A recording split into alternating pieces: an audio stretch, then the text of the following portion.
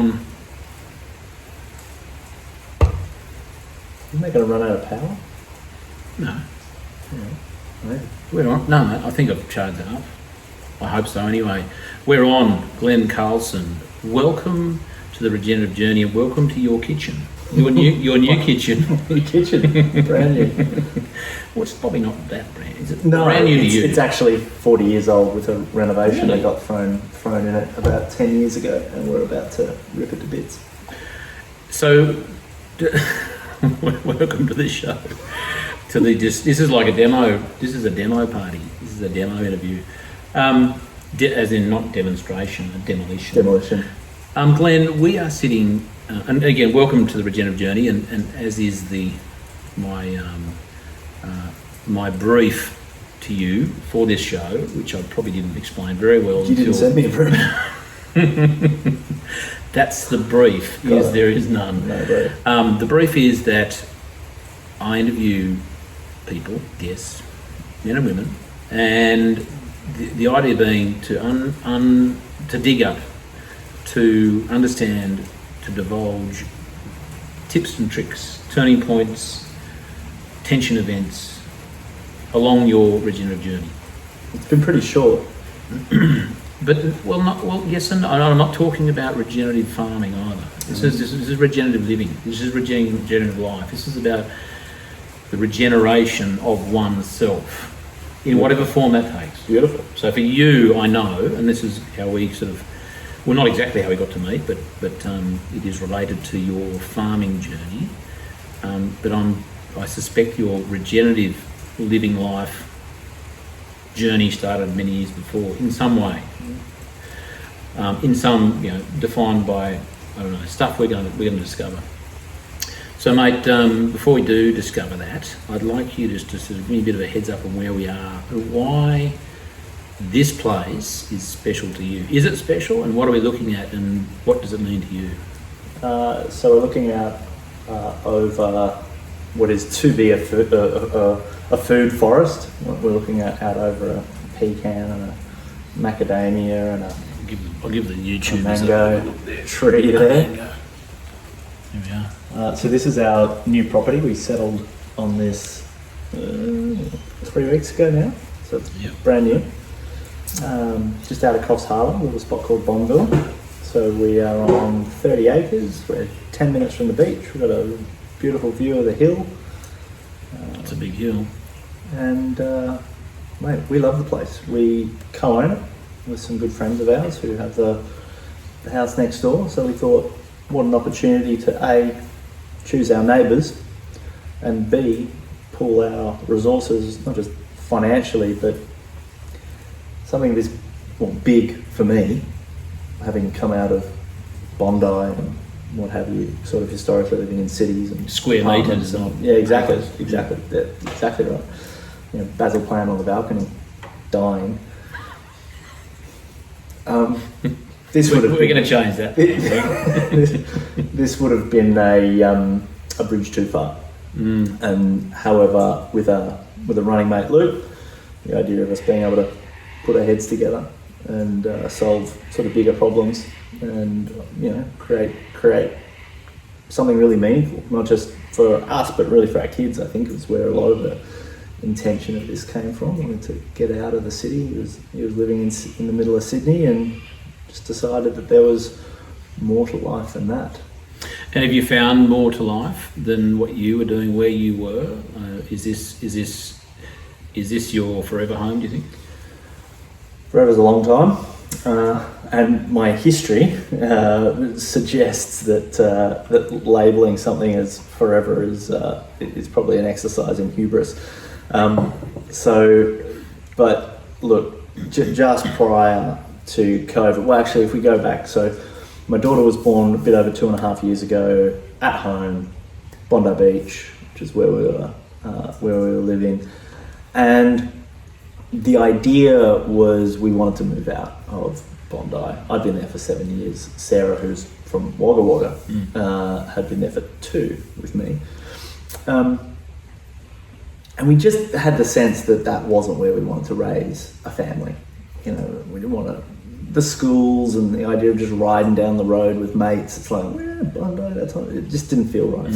So we're looking at our north, northern beaches, we're looking at our south, southern coast, the Rural, those sorts of areas, and there was just nothing charming, nothing just sprung up and said adventure. COVID started building, things started getting weird, they were shutting down the beach, the police were lining up on Bondi Beach, not letting anyone on, and it was all just getting a bit like creepy. And this is in 2020? Yeah, January 2020, right? Yeah, and the lease on our place in Bondi was coming up. Well, actually, we just had the opportunity. The owners were happy to move back, so they were happy to let us out whenever we wanted. We only got that place temporarily to give birth to Mila, our daughter. And I was flipping through realestate.com, and my mum randomly, on some other conversation, mentioned the word Jindabyne. Now, I'd gone to Jindabyne a few times snowboarding and what have you, and I just typed in Jindabyne, and the first hit that came up, just to rent, was this gorgeous 7-bedroom place on 5 acres. So it's basically going from what we were in Bondi and almost tripling it for less than half the price. And I came downstairs and I said to Sarah, "You up for an adventure?" And she said, "Yeah, what are you thinking?" It's like, "Well, what about we move to Jindabyne?" And she's like, "Where's Jindabyne?" Not that big of an adventure. And she loved the idea. I drove down to make sure the internet was good, because that was sort of my connection to my business. It was, and within 2 weeks we were in. So it was bang, just a rapid fire. And that was my first exposure to acreage, my first exposure to being a bit more connected to the land while the world was losing its mind with COVID and restrictions and lockdowns. We've got miles of mountain bike tracks and trails and lakes and, waterfalls and just beautifulness. And so it sort of felt like the wave of COVID rolled over the whole world, and yet we were in this nice little bubble. And I fell in love, and Sarah and I fell in love with being on the land. Now, I'm not sure if you could call 5 acres the land, but totally, started growing some carrots and some spuds and a few other bits and pieces, and it just felt really good. For Mila to be able to go out and eat the dirt without worrying about the council having just hit it with the latest dose of Roundup and all. It's just all these little things started stacking, and for us at least, with a new daughter, the idea of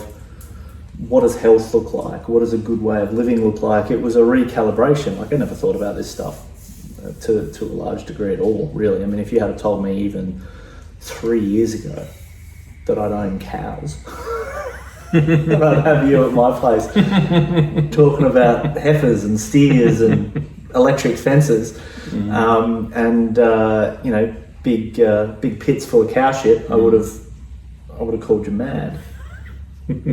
So Jindabyne, to a large degree, was a real spark of that earthing outside of an urban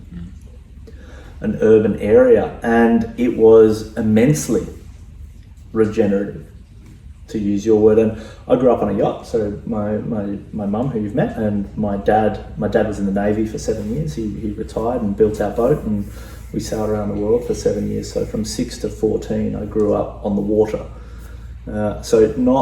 And we circumnavigated the world. So I've been just as your family. Yeah, it's myself, my mum, my dad.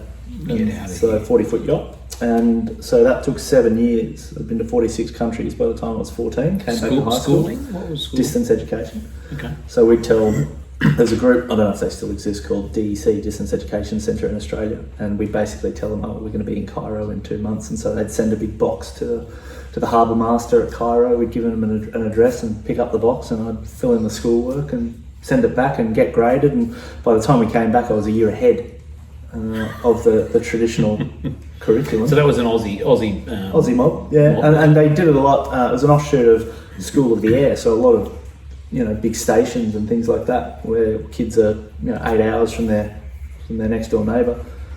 Used to use it a lot, and we were one of the first that they adapted it for us, being international. And so I guess you could even say, to a large degree, my regenerative journey probably started there, because while it wasn't my adventure per se, it was Dad's and Mum's, I went along for the ride, but I guess it laid a install base, it laid a foundation or a paradigm that, you know, the world is small and accessible, and, you know, there's not many barriers to life if you know, choose to go and have an adventure. Well, I was going to say that sets up a wonderful paradigm or a wonderful attitude for adventure, doesn't it? I mean, there are probably obviously family boundaries with behaviour and those sort of things, but in terms of where is home, what are we doing, where are we going, languages we're exposed to, foods, you know, I guess danger in a way as well. You know, that's you know, sailing the high seas. That's that clearly, well, I assume, had a big impact on your general attitude to life. I assume so as well. It's hard to say because I'm me, you know. I'm there's the no water. twin. I'm There's the no water I'm swimming in. Ringo. There's no control group. Are you sure? We'll get to that. Should probably follow up with my dad on that. So I guess that's a perspective, and I love the story of how it all started because my dad, when he was still working in the Navy, went to my mum's mum, my nana, and was just like, I can't quite put my finger on it, you know, the typical bit of an existential crisis. He's like, work's good, family's good, something's missing. So dog with shoe. Dog has got shoe. Do you want to save it? No. You sure? It's gone. Can you pause this? Oh, keep going. We'll cut it out. Cut it out? Yeah, or I'll do some... I might make a note of that time code. Oi! Classic. There you go. There you go, listeners. That's it live. We don't stop for anyone. Dog. I'm just going to make a note there. Dog shoe. Dog shoe. Dog shoe. We may not choose to chop that out though. I kind of like that. Oh, you brought them in something. Now I've got my hat on my boots out there. I'll get them too. You reckon? Yeah. Because I may not see mine getting carted off to the grass there somewhere under a tree. Because it is raining, you might hear a little bit of pitter patter in the background. We have done our best to sort of mitigate some of that, but well done, mate. Thanks, mate. That's it. Yeah, so Dad went to Nan. Nana said, what would you do if you weren't afraid? Cool. And he just went, and to Dad, Lieutenant Commander in the Navy, you know, back in the day when the Navy was the Navy, said I'd sail around the world, pack my family up and go. Because he was in the Navy at that point. He In had the responsibility, Navy, he had a career. In the Navy, building boats. Well, he'd been in for 25 years, so he got in when he was 15. So he'd already sort of done his stint, if you like. So he was able to retire a few years later on a pension, build our boat, off we went. But that idea of what would you do if you weren't afraid, I think is and that led directly to that adventure is probably a good catalyst for any kind of regenerative mindset or paradigm or incubator. When did you first hear that story? That question? Oh. And if so, did it resonate with you at the time? No, so maybe 10 years ago, and no, not so much. Didn't quite understand it. I think you've got to have been around the block a few times, had a few blood noses before it really makes sense. Because I think when you're young and you're a kid, there's no baggage, there's no anchors to have to cast off, there's no things to let go of. It's all just new. So I go here, I go there, no big deal. But you know, as you start to build a career and, you know, an identity starts to manifest to just go off and do something else, there's, you know, a fear of loss, a fear of uncertainty. There's a comfort zone that's been built that potentially wasn't there for me, I suppose, when I was younger. It's a good one, isn't it? That I guess everyone's journey is different and everyone's attitude to fear, you know, and there's a lot of, you know, wonderful quotes about how to deal with it. One, I don't know if Tony Robbins actually coined it or not, but he said the antidote to fear is gratitude. You know, and that really resonated. I heard that some years ago when I was doing some of his stuff.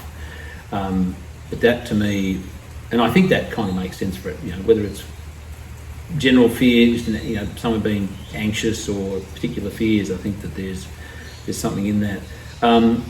That's your nan. That's wise old bird. Totally. Yeah. And so cast off the anchor. Yeah. Off you went. Fear cast aside as well. You oblivious to, I guess, what was ahead. You had no benchmark, as you said. You're talking about the boat? The boat. Oh yeah. I mean, I don't think Dad had any fear around it. Dad was a highly skilled, yachtsman, skipper, navigator, builder. Like, so he could, Handy he kind of guy. knew what he was doing. Yeah. I think from Mum's perspective, certainly that's a big step into the unknown. She was a hairdresser at the time, and the whole bit. So, less kudos to him, but huge kudos to her for the trip and the adventure. I think. Don't get me wrong. Dad's got mad skills to be able to pull it off. But in terms of facing fear, it would have been Mum having the courage to be able to go, yeah, let's do this. And me, I didn't know any different, so I was going along for the ride at that point. So 14 got back, high school. Yeah. And was it purposely at 14 because it's like, we better get him into school now? I was starting to get the shits. Because who are your mates? Well, that's the problem. You'd meet kids and then you'd leave them and meet them and leave them and meet them and leave them. And, I was kind of putting on a bit of pressure going, I'd like to go to school and have some friends and live a bit of a normal life. And I think that started to sort of sink in. I mean, it had been 7 years. It's a long time. Yeah, 7 years is a long time. And, I've seen these shows about high schools on TV and stuff, and you just kind of, you always want what you can't have. Every kid in high school would have been like, well, give me a boat and wrecks to dive on and, fish to hunt and, tropical islands to play on. It doesn't matter where you are, I think everything normalises and you want what's different. But I just wanted friends and I wanted that social life, and I wanted to be able to hang out with people for more than 2 or 3 weeks before we went our separate ways. Did that create a pattern in your life, like that kind of? That's a very impressionable time, 7 to 14 in the world of biodynamics or Steiner or sort of that kind of world. That's a pretty important foundational period of one's life. Do you think, and I'm no expert in that, I reference it often, and I appreciate that those 7 groupings have different influences on people. Do you know enough about that to appreciate or understand how that might have played out? Yeah, so I've done a fair bit of work on this because I suppose just in terms of willingness to connect. So quite shy by nature as a default. So more introverted by nature. I tend to have very small groups of very good friends, but I don't tend to miss people. Like if I've got mates that I haven't seen in many years, not even a little bit of I miss them, etc. But when I see them again, it's like we'd never met, like we never sort of left. So I guess I can move on from people and locations quite easily, potentially a little too easily historically, if that makes sense. Do we want to go there? I don't know if it adds a lot to the story. And that's not a bad thing either. I mean, that's just the way it is. It's just who I am and how it works. I don't think it's good or bad. It just is. But certainly in relationship and in relationships, close relationships, that could be an issue. I was often suggested that I was quite aloof or distant, or name the adjective, which wasn't untrue. And I reckon there'd be plenty of psychologists that would say that was a protective mechanism, But in to know the history probably sheds more of a light on it. Well, it was absolutely a protective mechanism from this idea that people leave or I leave people, one or the other. And while it wasn't like my father left me or something like that, but it was just we moved around a lot, and so that was just the nature of it. I don't think it's unusual. No. Lots of military kids and what have you move around. Oil and gas kids move around. Police kids. Right. So it's not particularly novel. It's just how I grew up. It's your life, mate. And at high school, where did you settle? Where did you? Yeah, Sunshine Coast up in Queensland. So I went to Maroochydore High School. Yeah, which was interesting. Very famous Maroochydore High School. Is it? No, I'm just saying. Right. Wouldn't surprise me. Maroochydore has its gateway to the Sunshine Coast, isn't it? Yeah, I don't think you would have called it a gateway to anywhere back in '98 when I graduated. No. Eventful, uneventful. Mate, just Was it hard to settle back? Yeah, a bit of the odd kid out. I went from having conversations with adults my whole life to conversations with dickheads. Young. Clearly still are. No, I found the first couple of years of high school very challenging. I found the politics of high school asinine, and I didn't understand. There's surfers and there's homies and there's skegs, and skegs are different to surfers, and there's skaters and there's all these little sects, and I just came in as this kid off a boat going, hey, let's just be friends. And you know, were you cool for a while or the whole way through because you were so different? No, different kids don't tend to be cool. No, I just thought that maybe with such an unusual background and history and things to talk about. No, well, that's not the way the cookie crumbled. No. For me, it was the opposite. It was bullying and, you know, being kind of ostracised a little bit. So the main thing I think at high school was to put that to bed and I guess reorient myself to the fact that I suppose high school, didn't think we were going to talk about this, I suppose high school was my very first experience of not being accepted for just who I was. You show up, there's another boat with a kid on it. Doesn't matter if you're a few ages different or whatever it is, or you know, a different nationality or a different language or whatever it is. It's just, hey, great, let's find the common ground and get up to some mischief. Whereas there was a whole other game going on at high school that took me quite a while to get my head around. And on a few different levels too. I mean, if it's you and someone else that are, you know, for 2 weeks at somewhere when you're on the boat, that's kind of one-on-one. You're in a school, it's you and the rest of the it's a whole other dynamic. So no, I was bullied for a while and a bit of a loner. I had a small group of mates, but I had to learn how to not get bullied eventually, and that was great. Then I got into surfing. That was a regenerative journey in itself, and that just got me straight back to, I guess, what I knew, which was the ocean and the rhythm of nature. And that was a big reset. And all of a sudden, with surfing and knocking a few kids out, all the bullying went away, and I skated through the next couple of years. Because you were fit and you were confident, or is that what you remember, knocking kids out?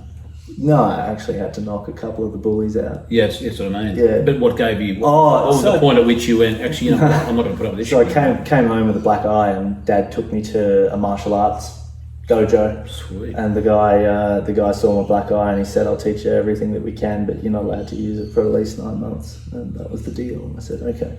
And to 9 months, pretty much on the day, one of the guys came up and picked on me, and he never picked on me again after that.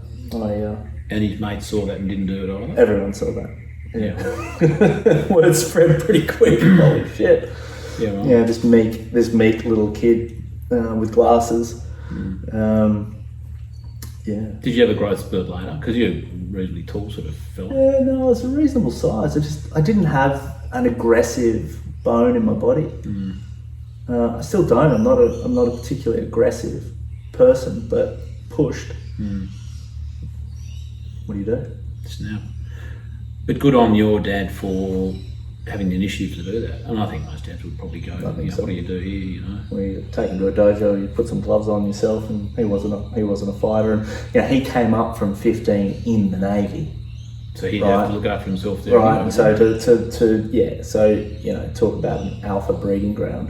You know, for him to kind of organise himself the way he did, becoming a lieutenant commander, he would have kind of had that pathway there, whereas he was working, you know, 16 hours a day after we got home just to kind of keep a roof over the head. So probably didn't have a lot of time to guide me, so I suppose he thought, oh, well, chuck you in the ring and you'll be all right. So just on that one, I'm interested because Lila is 11, and you know, I've been trying to get her to jiu-jitsu and a few things. When she was little, she did a bit of that sort of stuff, and loved it. And was good at it. I was a good wrestler when I was a kid, and so she kind of got those genes. But I'm kind of thinking, how do I focus that? Because for me, it's really important. They're young, you know. She's female, you know. Like the world is a big, scary place, you know. And so to sort of give them the grounding. And so, what was your modality? What was the type of Zendo Kai?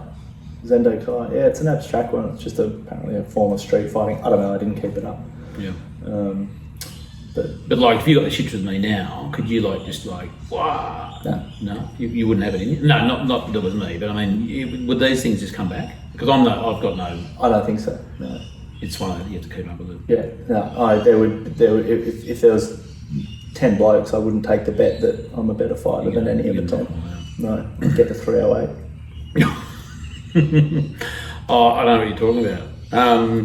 Now, school, as you said, a regenerative journey of sorts with surfing, and then I guess a redefining of one's place in the world, in the social structure. What happened next? Went partying for about 2 years down in Sydney Olympics. I worked in bars for a while just for the fun and adventure and social life. Straight out of school? Straight out of school, yeah. Okay. Straight out of school. Worked in bars. Does Mum know about this? Got the shits with that after a while. I say that because Gloria's just in the couch beside us. And she's had it all before, I'm sure. Decided I wanted to learn how to make money, and so I went to university, ironically. So came back to the Sunshine Coast, started a boat cleaning business to make some money. Actually, I restarted it because I was running that business through high school. Anyway, it's another story. But so cleaning boats, doing underwater search and recovery, finding people's glasses and winch handles and shit that they'd lost, and making good money doing that. Did my first year of uni, business degree, all that kind of stuff. Finished second in my class, but had learned nothing in that first year of uni that I could apply to any of my business. And I had one guy that I was sort of paying as a subby, I suppose, etc. And I'm just like, this is all theoretical, it's all crap. None of my lecturers had, this wasn't Stanford, right? This was the University of the Sunshine Coast. So none of my lecturers had actually run businesses as other than them being, lecturers, really, yeah. So decided to quit. Started a business with a mate of mine, Dan. We went to high school together, promoting events and conferences and sales and marketing that we sort of picked up along the way, and that became, I guess, the genesis for all the the sequence of evolution that's led to what is now Dampen, Key Person of Influence, and the business accelerators that we do. So it's kind of been a thematic from about there, but basically started my first business at 21. My first real business at 21 and scaled. In Brizzy? We were in Melbourne. Oh, Melbourne. At the time. Yeah. And then, so I stayed in Melbourne, Dan went to Brizzy, and we started running events and conferences in Brisbane and Melbourne. So we had a house in Brisbane and an apartment in Melbourne that we used as essentially the offices. And then we expanded to Sydney, and then we did Australia.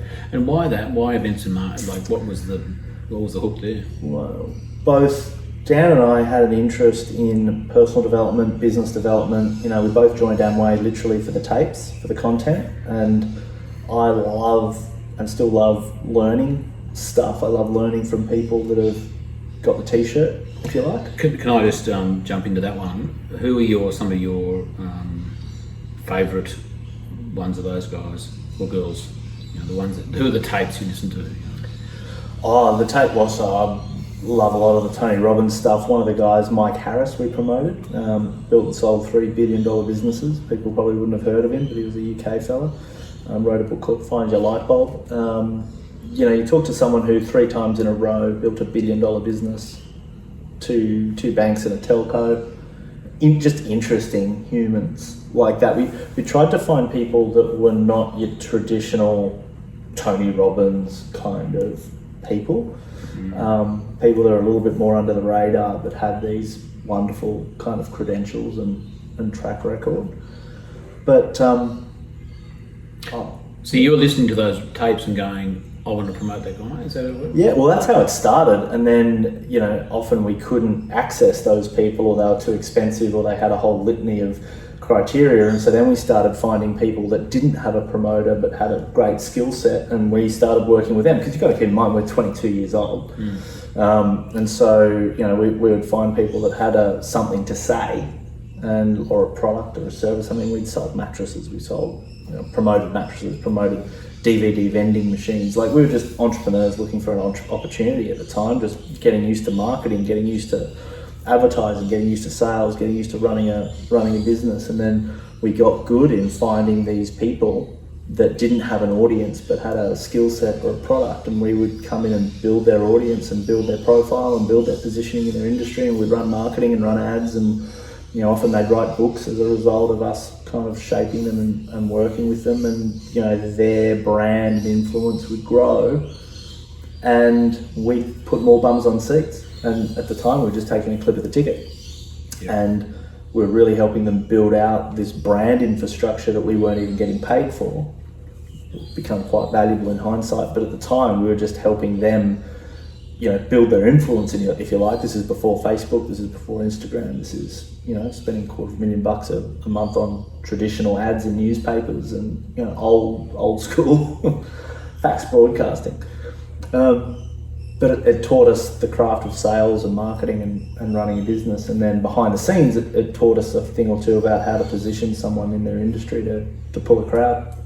And was that a bit of trial and error? Or was it like there was a recipe you found, or was there a sort of mix of everything? Yeah, it was all trial and error at the start. I mean, we also spent about a year working in another business that was, I guess, we became a competitor for them. So learned a bit of the craft, did a bit of an apprenticeship, and so there was a formula. You know, you run ads, you get people in a room, you present a message, you give people a next step. There was a simple sort of structure there that really hasn't changed today to a large degree, and the business just grew, and it grew fast. You know, we grew to about 10 million in revenue in 3 years. So we're 25 years old, controlling about 10 million worth of sales a year. And then it all blew up and went to zero, and then we, you know, started again, and then we expanded and went to the UK, and then the GFC hit, and, you know, so there's a big convoluted. How does something blow up to go zero? What happened? Is that? Just did. So we went from, you know, selling, you know, courses and training sort of seminars that people might spend $1,200, $1,500, $2,000, and then there was a company called Imagine Essential Services that was selling licenses to be able to go into a business and reorganize all of your, you know, your power, your gas, your telecommunication, your stationery, and get you with different suppliers, etc. And it was this great way for the licensee to make trailing income. It's a great way for the business owner to save costs. And so we started promoting that, and everything just, you know, expanded really, really quickly. It was super profitable. There was a charismatic leader that was great at talking about it, and it turns out it was just one giant big con. Yeah.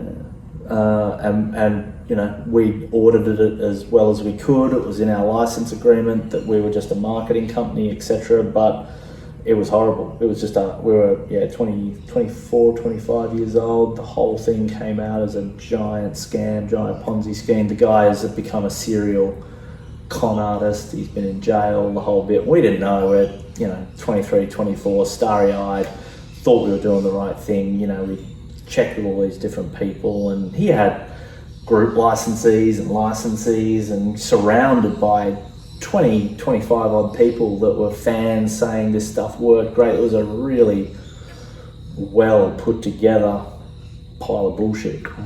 And so we were the marketing engine that promoted that, so that we got entwined in that, and that fell apart. And, you know, knowing that you'd been involved in essentially liberating about $10 million from people over, you know, the course of a couple of years, pretty horrible feeling. And so while there was no, you know, malice or nefarious intent whatsoever from our perspective, you certainly pause a little bit and go, whoa, recalibrate this. And that was when we decided that we were never going to promote or sell anything that we didn't have control and ownership And of. a deep understanding of. And a deep understanding of, yeah. We just weren't going to promote anything of anyone else's. We were going to promote stuff that was ours. So if anything went wrong, we could fix it.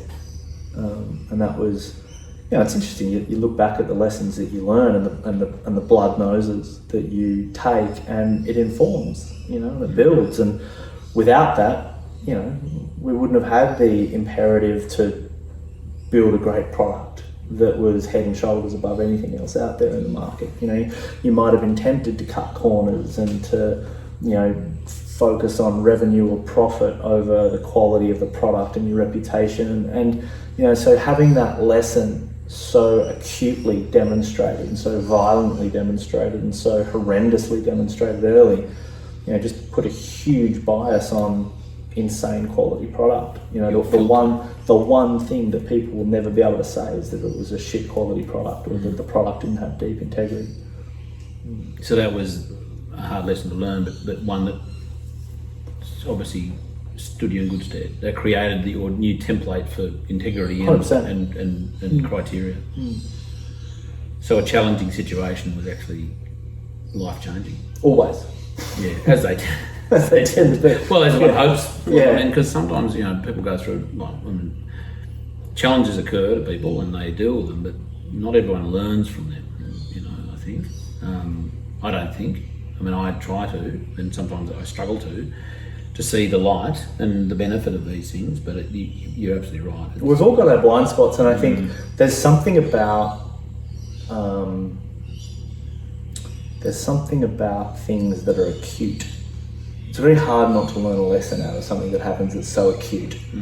Right? The stuff that's hard to learn lessons from is just the grinding sort of mediocrity or the grinding issues or the grinding problems that are just kind of elongated and dispersed over time, so you start to normalize them. The human brain is really good at kind of just getting used to shit. The painted room scenario. You get used to a painted room pretty quickly, whereas the acute experiences in life tend to be very easy to learn things from, whereas identifying the painted room that you're in and learning from that is often the trick. There's no growth stimulant like pain, as someone once said, or many people experience. What happened then? Don't know what we're talking about. Recovery. We're hero to zero. Oh, right. Then we rebuilt. We went back to our original model, which worked, and we were able to control. We expanded to the UK, and we were just promoting authors and speakers that we knew had credible products. And then the GFC hit, and it went to zero again. And were you in London this day? London for 2 years. Yeah, we decided, so we were 26, 27, 26 at this point. Australia became a little bit small and potentially a bit jaded, just a bit like, ugh. And, there is a larger marketable population inside the M25 in London than in all of Australia. And you don't have to travel, So for us, it was an opportunity. So we went there and, running events and conferences and, bouncing back to Australia a few times, but eventually it didn't make sense to do anything in Oz because it was just going off. Over there we were doing really well. And then the GFC hit and, we had about 15 or 16 on the team and we had a good brand and all this sort of stuff, and just, and that was where we kind of got the bit of feedback that businesses fail, but entrepreneurs don't fail. Like the mindset of entrepreneurship is learn, adapt, develop. And while businesses will come and go, it's like my daughter can be building Lego and it'll fall apart and okay, build it again. She doesn't really take it personally. Whereas, it's very easy to take a broken business or a business that's falling apart. It's very easy to take that personally. And so we took that quite personally, but then had to learn to actually know we built it wrong. And the reflection and the hindsight was, well, how would the business have needed to be different to be resilient enough to have survived that? And whatever answers you come up with there are the key design features to build into the next business. And that became our current business, Den. And with those more media, more technology, more digital, less local, less human time intensive. So all of these things that we started building in and eventually teaching to our clients through our accelerator programs, it meant when COVID came along, we were able to grow 15% as opposed to many other people in our industry I know went to the wall. It was like COVID was the test for the model, the ultimate test for that model. Yeah, well, part of the feedback we got back in the GFC is every 7 to 10 years, the market corrects somehow. Somehow the world comes up with a reason for everything to go tits up. And, historically it's financial. There's the stock market will correct, or, the GFC or whatever. It typically had been financial. There hadn't been anything of substance historically like a pandemic, or with the kind of lockdowns and the rolling shenanigans that sort of went on around all of that. And that affected businesses in a totally different way. But the same things that would make a business, or most businesses, resilient against a financial collapse also make them resilient against a pandemic and lockdowns and things of that nature. And so not just were we in pretty good stead, but because we've been teaching this stuff to our clients for 10 years, they were in pretty good stead. And so that just helped our reputation. It's like, oh wow, here's this group of people that are doing really well. And there's a bit of success guilt in our community when everyone's going to the wall and there's all this sort of blood on the streets in the middle of the pandemic, whereas a lot of our clients that were using more media, they were using more technology, they were more diversified, they had global products, etc. They were resilient. We had physios that they had to shut their physio practice down, but they had global coaching models that they were delivering that were bringing in a couple of $100,000 a year that could keep them going through it. So while they took a hit, the hit wasn't terminal. There was kind of a segue into something else related to what they were doing. They were already prepared for, or had I guess more emphasis on what may have been a sideline thing. Became like, whoa, I can't meet with people anymore. Well, I'm finding that there are parallels to agriculture and to it's monocrops are bad. And in business, if all you've got is a single product or service, that's like a monocrop, and it's bad and it's fragile, and it's vulnerable, and it's boring, and it's it's very, very similar paradigm. Whereas our approach, the last sort of 10 years has been, it's about the ecosystem, and it's about having a product ecosystem. So if you're a heavily service-based business where you want to build a product line or a series of product lines, if you're a highly localized business where you want to have some digital products that you can sell anywhere in the world, if you're a digital-only business, you want to see is there some ways you can just deliver stuff in the real world, and just to create these hedges from the real world to the digital world, from local to global, and having a whole variety typically for a very consistent market or niche, but having a variety of products and services in that ecosystem, which not only is more profitable, not only does it allow you to serve more people depending on what stage of the journey it's in, but it's more resilient. Depending on what happens in the world, you'll have a part of your business that's still working that you can put more energy into if something, whatever it's going to be, happens. So having a diverse product ecosystem, service ecosystem in your business seems to be, from what I'm learning at least about agriculture and regen ag and all that sort of stuff, is that it's the diversity is the key, and the diversity actually protects and makes it more resilient, and it doesn't need as many inputs, and it's actually a really beautiful parallel or metaphor or allegory, if you like, between the two. There's no doubt that the more diverse a business is, or biodiverse a farm is, it's able to adapt. It's more, there's more things, more tools in the toolbox, and more opportunity to adapt. Greater breadth of options. Yeah. Yeah, and so that's been our focus for a decade, is essentially helping businesses build a better business, and that's become our thing. And it's become accidentally, I suppose, it's become my passion. You know, my dad's vehicle for freedom and adventure was the boat, and still is. He's floating around in the Philippines on a yacht. Mine was business, but similar concept. You know, a vehicle that is a sandbox for personal development. You know, nothing will force personal evolution more than running a business, and as you well know, hiring people and doing the whole stuff. I'd imagine it's sort of like a farm. You said to me some months ago, I think, that because we talked about this a lot, and you know, the kind of you're mentoring me in some ways in creating a more resilient business, and I certainly you've been wonderful in kind of highlighting the parallels with business resilience and agricultural farming resilience. And obviously farms are a business. And there she comes. There she comes. But you said to me some months ago that, you know, one of the comments you made was when COVID hit, you know, what you have been teaching other businesses, you kind of then had to do yourself. You know, like, I guess at that time, your live events. Yeah, so I mean, pre-COVID, we were still running live events, but we had, you know, 55 people on the team. We'd made 2 or 3 acquisitions of different businesses. We had staff in 12 different time zones. 3/4 of those staffs weren't in physical offices.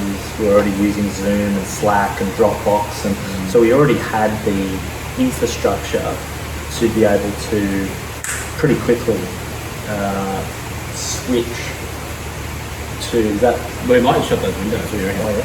Okay. Let's do it. Yep. Hang on.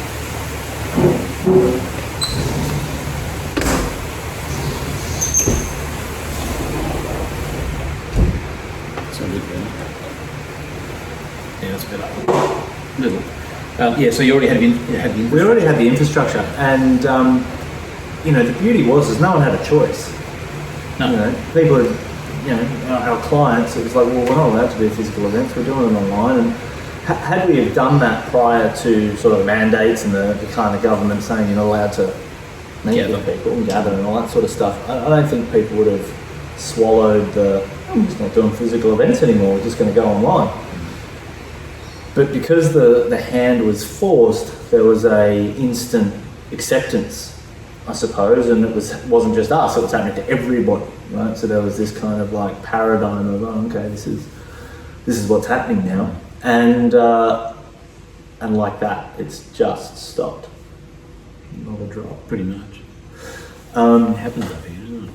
Just on and off. And people loved it.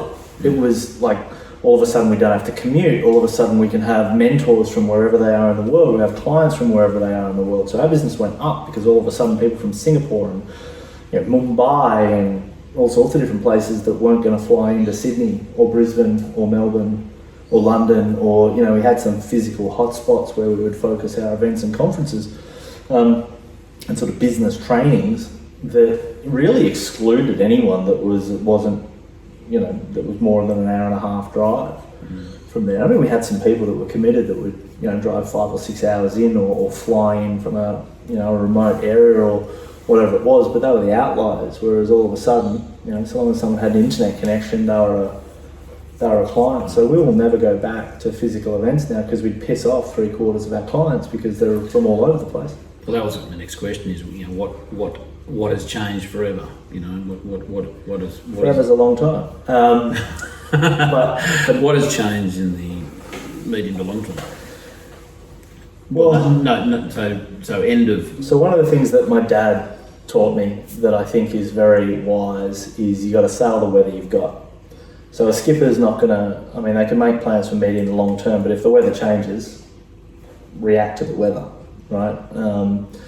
And so that's sort of my approach. And it's more, if you kind of go up a level and think the weather's always changing, right? But what are some of the things that are constant? Well, some of the things that are constant is if I've got a boat and I've got sails and I've got navigation equipment, I can sail the weather I've got quite comfortably, right? It's like, oh, that winch is broken and it doesn't, oh, we'll fix the winch and then we can, it's kind of like reverse engineering that in terms of what does the business need to look like to be able to weather whatever happens, right? So for now, given the weather, it doesn't make sense for us to run any kind of physical events, and our clients prefer the online events. They're getting better results faster, and instead of being big long days, they're sort of 2.5 hour, which you've experienced, sort of intensives, which is like, oh, there's one thing I can now go out and implement without the overwhelm. Because there's a lot of, you know, going down the permaculture rabbit hole, and you know, this huge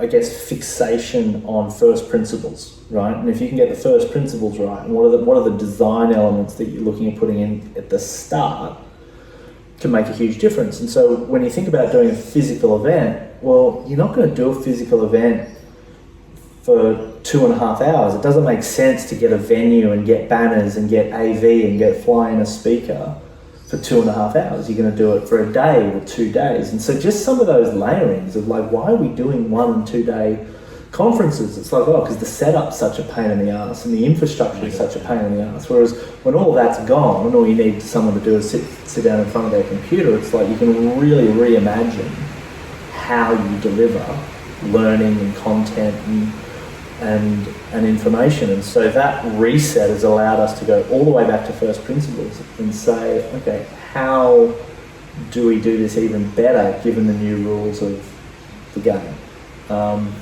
So to then go back to a less efficient way of doing it at this point doesn't make sense. I can't predict what would cause us to do that.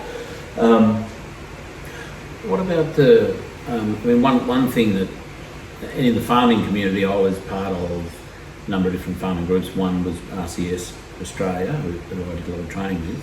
And one of the wonderful things, and this is going back 15, 16 years, 17 years, was 3 times a year, farmers, some isolated, some not, you know, would gather together at a conference centre and powwow and speakers and activities and exercises and board meetings and, you know, flesh stuff out. Yep. That for me was a you know, a sense of community and opportunity to share and just changing the patterns of thinking, and it was a really important part of my growth as an individual and as a farmer and a business owner, was that connection. So I'm not arguing the point by any means, but I guess I'm thinking what's the consequence of for people potentially of that not being so. I mean, anyone can gather in a group and someone can organise a conference, but if that's not necessarily the go-to thing, I guess what are we going to lose with this new way of doing business? Yeah, so we had to think about that, and we decided, what are we here to do? What is our job as an organisation? We specialise in helping leaders of established businesses build their brand, transform their product model, position themselves in their industry. You know, the book Key Person of Influence, all that. Like when you need to put a nail in, you go get a hammer, right? When you need to build your brand in your industry as a business owner, you come to us. Now, we could keep expanding out and go, oh, maybe we create a magazine and we could do annual retreats and, you know, let's be in the business of community now. And you start creeping out, and it's like, okay, well, it's a hammer and it's a this and it's a that and it's another thing, of which there are many, many groups and organisations that also do that. And when we started talking to a lot of our clients that were our really successful clients, they're like, I've got friends, I've got communities, I've got places I can plug into, I'll go to a personal development conference or a course, etc. But there really isn't much that does what we do. And so we decided to focus insanely on that thing and to do it really well. And yeah, we had some people say, wouldn't it be great for us all to get together? And look, one day we absolutely will, but we're not going to do it when some people are going to be excluded because of their medical status or where they are in the world or can't get on flights, or, you know, potentially if I left. Like, my dad still can't get here to meet his daughter, a granddaughter, because he doesn't know if he's going to be able to get back to the Philippines based on all the, you know, the policies and what have you around COVID. And just while there's still that, I guess, threat of that threat. We just want to be consistent with everybody in the same way, and we don't want to create a scenario where a bunch of people are left out because of where they are or the choices they've made. Yeah, the rules of gatherings or venue policy, all that sort of stuff. Yeah, all that, it's just too hard. And the powers that be now have a template to be able to just shut everything down on a whim and ostensibly be rewarded by it. Like, people seem to love it, and that's a huge business risk, right? And we don't want to sit there and have an event coming up in 3 months that costs a huge amount of energy and resources to put together, and then all of a sudden, the next wave comes out. So hopefully this all settles down. Everyone learns their lessons. We look back over the last couple of years and go, "Oh, that was a bit full on. We might temper the way we handle this next time." But until such time, we don't want to add any additional business risk for the sake of a conference. Given that, we can put nails in one after another, doing exactly what we're doing with no risk whatsoever.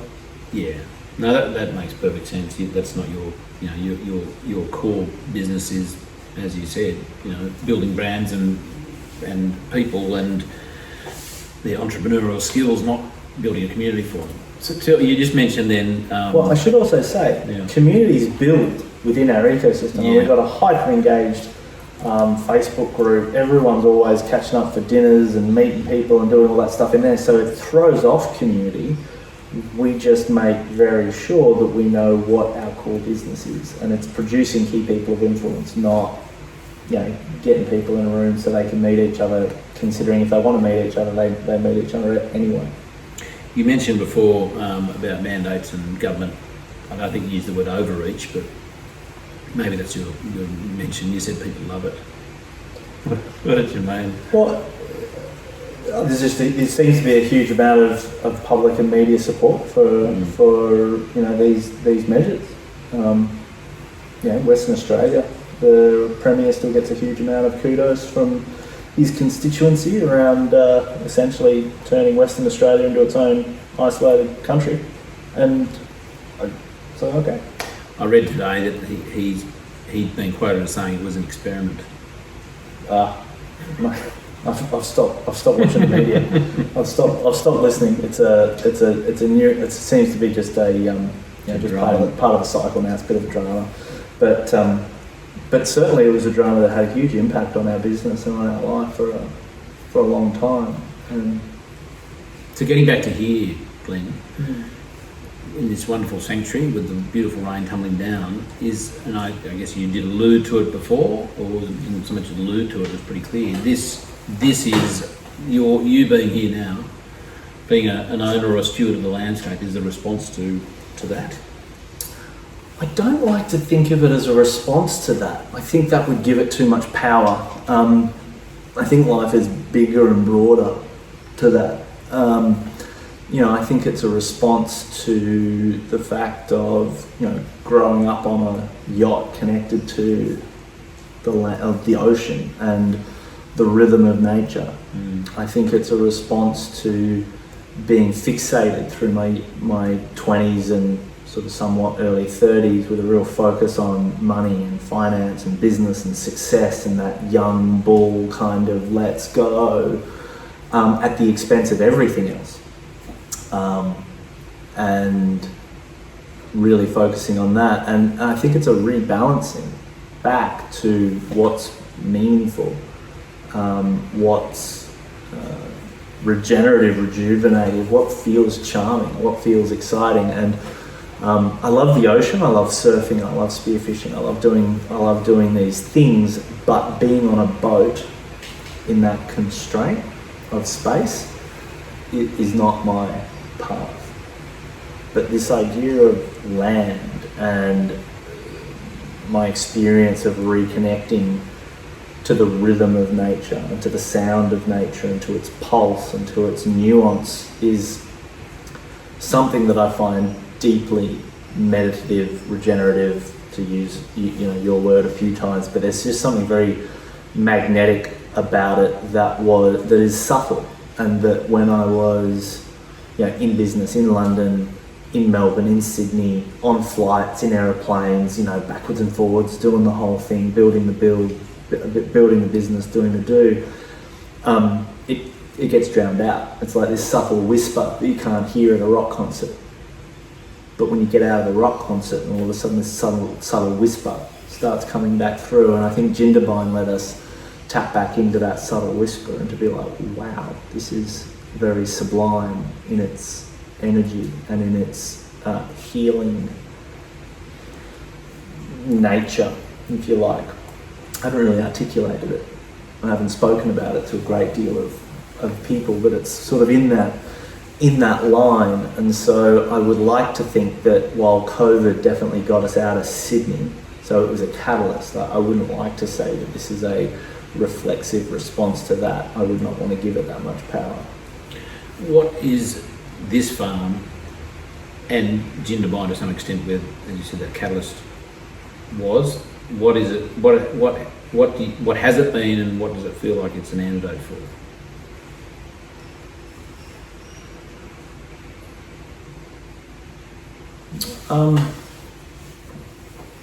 I think it's a bit of for me it feels like it's a bit of an antidote to complacency, perhaps. Bit of an antidote to, I don't know what the word is, but living a urban lifestyle,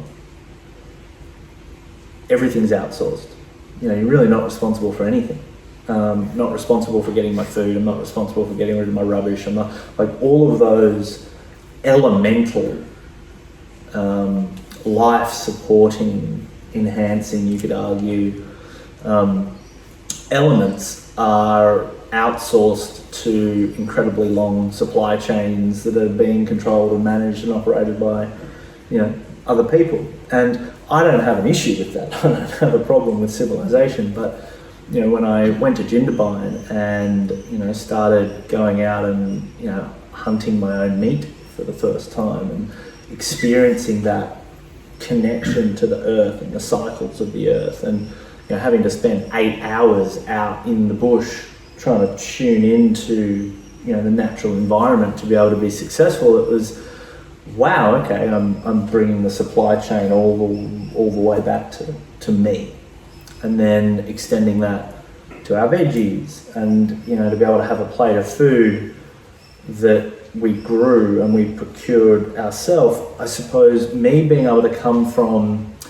working on whiteboards and strategy with business and digital and media and brand and all this sort of real cerebral stuff, to then be able to come back and have that just that earth connection, has been healing. I think it's been healing, and I think it's created a bridge back to what it was like growing up in the elements, and I feel like this is kind of my own expression of that. And it's a beautiful thing to be able to balance the digital and then come and stick my feet in the dirt. It's pretty cool. So I'm not quite sure how to articulate it yet, but I know it's meaningful, I know it's subtle, and it feels very charming, and it feels very charming for my daughter to be here and to be able to play in the dirt and be connected to nature. And she's going to be growing up knowing where her food comes from, and she's going to be a part of growing her food and seeing how nature evolves. And I don't think human beings have been particularly thoughtful of our environment. I think our priorities have been elsewhere, kind of like my priorities were elsewhere in my 20s and 30s. And so this is also potentially a bit of a reset and coming back to how do I live my life in a way that is in more alignment to principles and behaviours and ways of operating that you could call it sustainable, I guess, or just respectful of planet and people. It's you mentioned earlier, Glen, that Sydney, I think it was Sydney, Bondi, maybe want to get out of there, so there was a push away from that. Yeah. And then through a series of different events and a catalyst, and drawn to here. It's a not uncommon situation where there's a and it's really good that I believe it's good that is the situation. There's a push and a pull. You know, it's not like I don't want to be in Bondi, or I don't want to be in the city, or I don't want to do something. I don't know where I'm going to go, and maybe there was a bit of that. Like I actually don't know where I want to go to, but I just know I want to get out of here. That's one thing, but to know where you want to go, or to be courageous enough to try something else, is a wonderful thing, because there's a push away, and then there's a vacuum, there's a gravity towards something else, which I think a lot of people, understandably, probably may want to get out of the city, you know, may want to change their life, being reasonably general when I say that, but not knowing what to do. They just don't want to be there. I wasn't sitting there in Bondi going, I want to, you know, I want a farm or own land. No, it was way more, and in hindsight, knowing what I know now, having met Nico and, you know, Vedic meditation with you and all that sort of stuff, it's seeking charm. And, you know, for us being in Bondi just didn't feel charming. There are a few things we could kind of rationalise and go, oh, because of this and because of that and because of the other, but it just didn't feel charming anymore. I'd lived that life, I'd done that life, Sarah had done that life, like it was like tick. No judgment against it, it's just I think we had kids and there was a reorganisation of values, and then it was like, oh, Jindabyne pops up. No concept. It wasn't like, oh, we want to go and be snowboarding, or we want this or we want that, or even that we want to just not be here for COVID, because we didn't know what was going to happen. It was just charming. It was like, this feels like an adventure. And you had the courage. You had the courage to do that. Had the courage, but also the means. Gratefully, like, you know, COVID did force a shift to our entire business being online. We decided we were never going back very early, and that gave me the flexibility to not have to be in Sydney anymore. And so, you know, all of those things allowed that step to happen. Yes, had to have the courage to do it, but would I have done it if it meant giving up my whole business and, you know, starting from zero? Like, no, that wouldn't have been charming. That would have been, you know, I would have had to have been in a lot more pain, I suppose, with the life I was living, which wasn't a bad life. I was a clubby at the surf club, I was a driver trainer, used to teach people how to drive the rubber ducks out through the surf at Bondi, you know, had a great time. You cut around those red budgie smugglers? No, we stayed out of the budgie smugglers, but we had a good time. Yeah, you did, I'm sure I've seen it's a good life, right? So, you know, I think that the trick is sometimes being able to recognise that you're living a good life, but still be able to identify those moments of charm, those moments of, that feels like an adventure, and just trusting that, you know, if in every sort of decision that you make, there's an element of charm, there's an element of adventure, there's an element of that pull. You don't need to know where it's going to go. I mean, again, leaving Bondi, if you had said that, well, this is going to end up with 30 acres and, you know, cows and Charlie Arnott having yarns with us about how to make big piles of shit, that would have been a bridge too far. It would be like, no. And in fact, I probably would have rejected it because it was so foreign still. It had to creep up on me. Had to be a journey. Talk about the farm, Glen. Tell us what you're doing here. What's? I mean, you know, there may be some activities you don't want to tell people about. We had no idea. Yeah, we had no idea. We had a wonderful tour this morning. I had a wonderful tour. You've done it many a time, but I had a lovely look around before the rain, or in between rain showers. So it's beautiful. What is it? 30 acres. What would you call it? It would be 3/4 paddock grass. Probably more, really. Maybe more, right? 4/5. Quite a lot. It's interspersed with some beautiful trees and some fruit trees and a lovely stream with a couple of little plunge pools and watering holes. So it's kind of like a big blank canvas. And our original intent was sort of a permaculture regenerative paradigm, which is, how do we do this in a ecologically responsible way, right? We don't want to be, you know, pumping fertilizers into the ground. We want to, you know, have a circular energy system, nurturing the soil, growing food, growing, you know, some animals, and doing it in a way that's beautiful, and that, you know, when we show up and when others show up, it is regenerative, it's restorative, it feels like a bit of a sanctuary.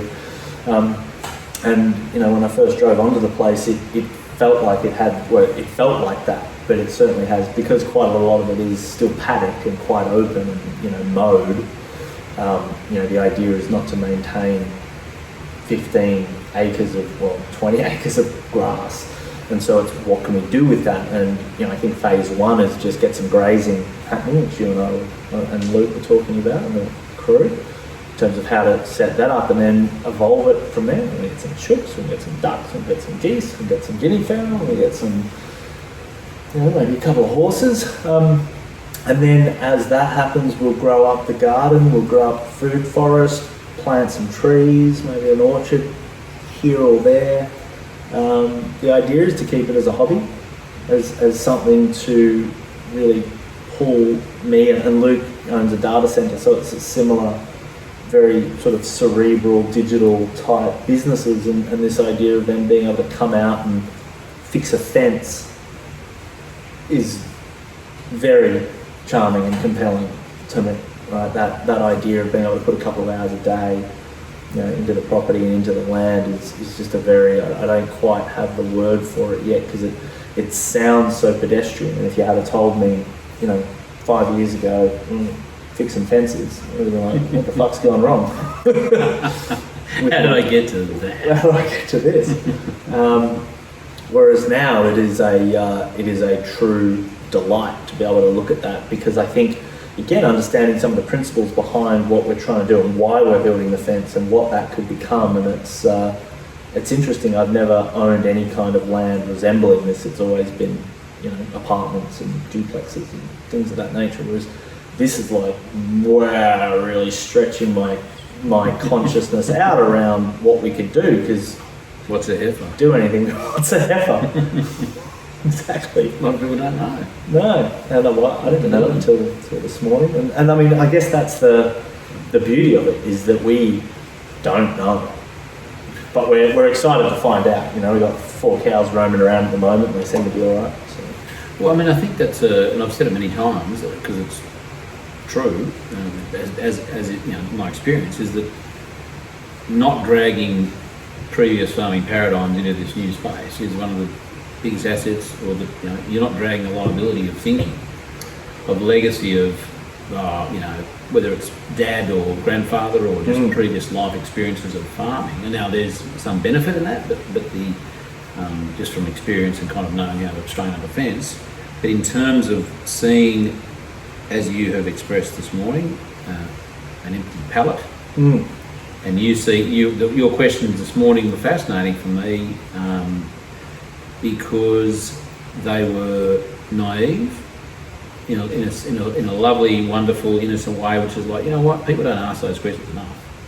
You know, starting from scratch, because that's a great thing. You're curious, you want to know, you're looking at it differently, and that's a really positive thing, and that's a real asset, that you are looking at this with a totally new, clear pair of eyes, different perspective, seeing it as it is, essentially. You know? And I think, seeing what I see in business, I see people that are doing it just wrong. Like, they're making it really hard for themselves, and they're struggling with trial and error, and, you know, they're not necessarily seeking any kind of best practice, and they're not happy. And you know, I try to apply that sort of logic to everything and go, all right, what does best practice look like? Who's kind of living the life that we want to take that element from and model, and how are they doing it? And, you know, when we go to a farm or a property and they've got big empty chemical tubs laying in a pile out the back, and they're spraying shit everywhere, and, you know, all these machines, and, you know, diesel blowing out the back of tractors, it's like, that doesn't feel nice, doesn't feel charming. But then when you see people that don't have any of that, and they've got this beautiful circular ecosystem running, and the ducks are eating the snail, so you don't need that, you know, whatever it is, it's like, well, that feels lovely. And so how are they doing that differently? And kind of recognizing that And you don't have to go too deep down the rabbit hole to realise that there are some real fundamental principles and way of doing things that take you down a very, very different path very, very early on. But it matters, that I think, the decisions that you make before you decide to go one way or another, because they go off in very different tangents. So it would seem. I loved and you said it before, and you said it a number of times previously, that, you know, and I think you might have even put it in a few different contexts, is that monoculture. You know, that businesses, in agriculture, monoculture is not necessarily, it can be a highly productive system. The output can be very productive, but it's very intense, it's very high input. Quality can be most often lacking. It's a yield-based, commodity-based kind of way of thinking, and it's very prone to disruption. If one of those elements, you know, the guy doesn't get here with the superphosphate in time, or the urea costs, you know, like these, your dependence on other things is as imperative for the whole system to work. There's a lack of sovereignty around that, and the way you kind of parallel that with business, you know, like a non-farm business, you know, monoculture of we only do this. Yeah. I mean, I guess we're a plumber, or we're a sparky, and that's just all we do. I mean, I guess there's that kind of other juxtaposed, you know, finding your niche. We do one thing, we do it well. That's a niche of sorts. So is that not a monoculture, or what's the difference between niche and monoculture? Well, I guess the idea is you can have a very specific specialty. Like we have a specialty, like I said before, we're a hammer for a nail, right? We're not a giant tool shed that's kind of all things to all people. And yet we have a very diverse ecosystem of products and way in which that is delivered, right? You know, we have books, we have podcasts, we have courses, we have, you know, one type of course here and another type of course there. And, you know, there's a whole ecosystem of stuff that goes into it, in the same way that I could imagine, you know, you might have and this is out of my area of expertise, but, you know, you might have a duck egg farm that is still relying on the biodiversity of the ecosystem to allow them to specialize in producing duck eggs, for example, which was just a video I saw recently, and that's showing the whole ecosystem that goes into making that work, as opposed to just going, all right, bare concrete, duck eggs, how do we do it? And so no, it's not from a business perspective, having a diverse product and service ecosystem and offering still really needs to be built on a very specific focus, because you still need to be able to talk about it clearly and articulate what it is that you do. I guess what you produce, it's just that the way you produce that might be a diverse tools or diverse array of I guess tools and learnings, or as you say, the environment, the ecosystem. Yeah, so let's just make sure we're not getting caught in semantics or parallels. But like, if I was a plumber, I'd make sure, if I was a really good plumber, then I'd be looking at, all right, instead of just doing plumbing, how do we maybe also teach plumbing? Yeah. And how do we maybe teach plumbing businesses how to do better plumbing, and how do we do that around the world? And then how do we have, so now we do plumbing, but we also teach plumbing, and then maybe we also have, you know, we're involved in the curriculum at TAFEs to be able to train apprentice plumbers, and we're involved in that. And maybe I speak on plumbing in industry sectors, in the industry, but then I might also talk about business outside of that, because maybe we do work on culture, right? Because the way we differentiate our plumbing business is by having a culture, because it's not about the plumbing, it's about this. So then maybe we can do some stuff around culture to them, and all of a sudden we broaden what it is to be a plumber, right? But if anyone was to say, what do you do? I'd still say, well, I'm a plumber and we do plumbing. But we do it at a whole bunch of different levels to a whole bunch of different sort of stakeholders, as opposed to I'm a plumber, I'm an arborist, and I'm essentially a handyman. Yeah. Right, which starts to generalise back down again. No, fair call, mate. We are running out of time. I've got a little separate session for you, Glen. I think I mentioned before, for our Patreon members, so we might slip into that pretty soon. Great. So we'll sign off here, unless there's anything else that you'd like me to, any Dorothy Dixes you'd like me to ask you. Is there anything you're burning? I don't know what you're referencing. with Dorothy Dix. I think I'm showing my age, or you're showing yours. Setups. Got it. No, mate. I just appreciated the opportunity. Mate, good chats, and I have to thank Nico Plowman for the serendipitous meeting that we had at his retreat last May, his meditation retreat, because I had been actually given the KPI book, Key Personal Influence book, a number of times, and then I received it in the mail a couple of years ago because I did a 2-hour session that, as you guys I guess still do a 2-hour sort of like a teaser, if we can call it that. Yeah. So an entree, a nice d'oeuvre, and that was.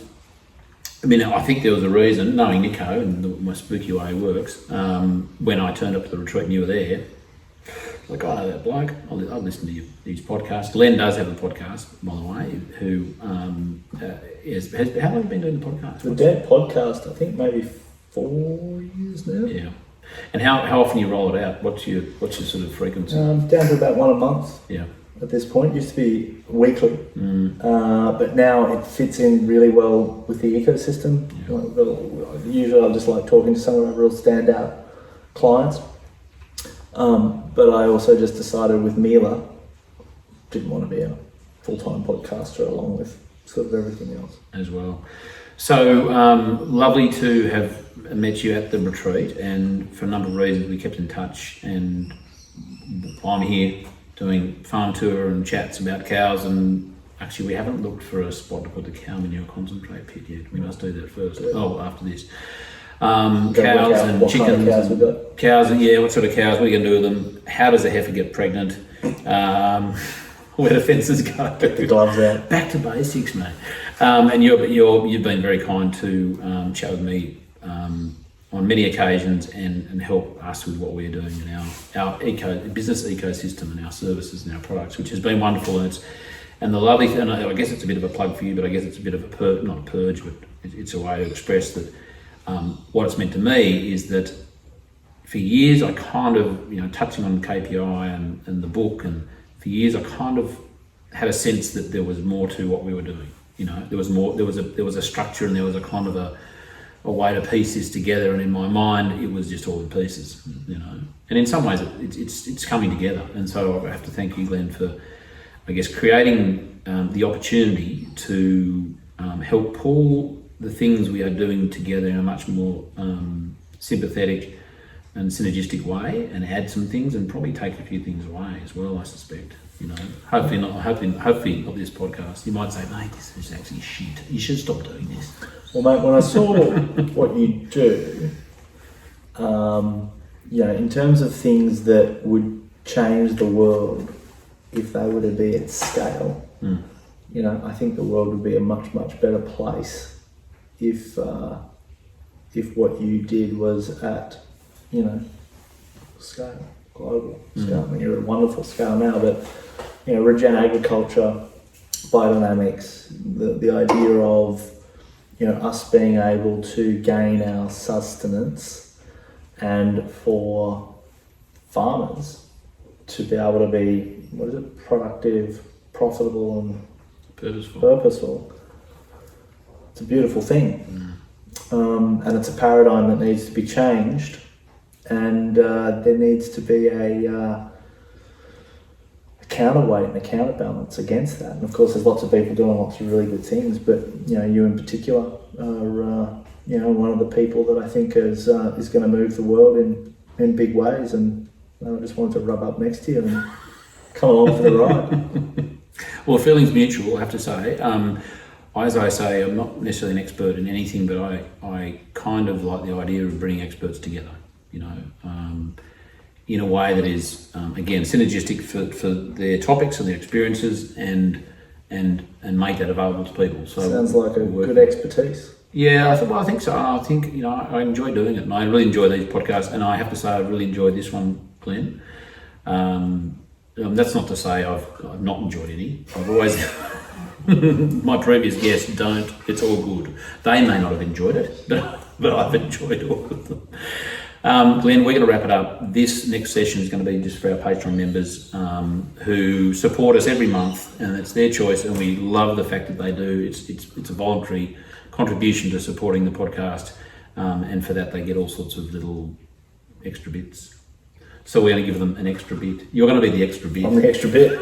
Have you ever been an extra bit before? I don't know. I don't know about the Olympics. That was a time that was probably best forgotten. Thanks, mate. Mate, thanks for having me. We'll catch you with the next little bit in a minute. Thanks for your time, mate. Really appreciate it.